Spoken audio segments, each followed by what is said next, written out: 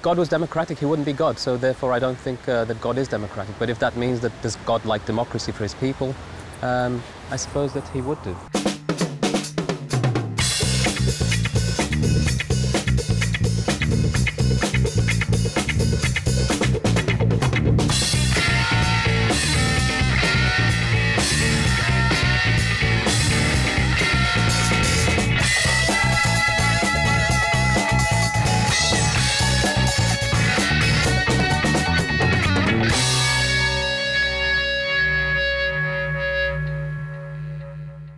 Yes, he is. According to the religious beliefs of Christians, God created men and women as equals. To that extent, yes. I don't think we can catch God in our ways of speaking or thinking, because God is bigger than that. But every person is created by God, and that gives every human being a special kind of value. So in the conception of God, in all the world's great religions, there is a profoundly democratic idea that every single human being is precious and equally precious. Eu acho que ele consegue fazer com que você possa ter o retorno de todas as boas ações, de tudo aquilo que você pensa, de tudo aquilo que você faz. God respects diversity.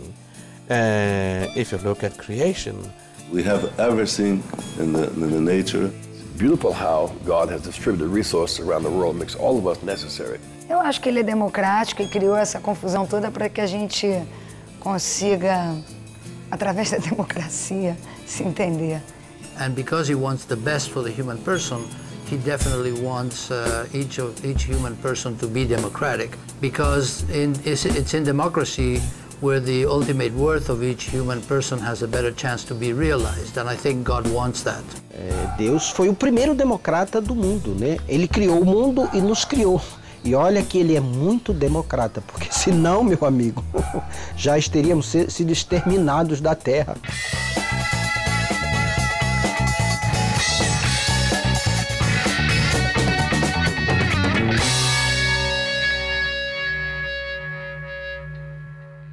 God is democratic insofar as he says that all souls are equal in the eye of God, but on the other hand, no soul is equal to him. I don't think he's very democratic.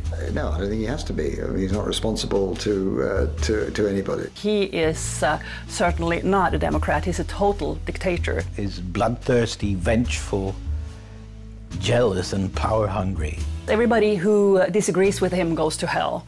Everybody who does exactly the way he thinks is okay. More like a fascist, really. No, God is not democratic. God never, ever called elections. God tells various groups that they are the chosen one. So you've got all these different groups walking around saying we are the chosen one. Then they start fighting each other. God doesn't come down and say, stop fighting, let's have an election. God lets them fight. Any fundamentalist system that believes in creating a perfect totalitarian closed system with a perfect set of rules is anti-democratic. Jesus, on the other hand, Jesus Christ, he was a Democrat. Well, Jesus was democratic. He wanted to help everyone, and then they killed him.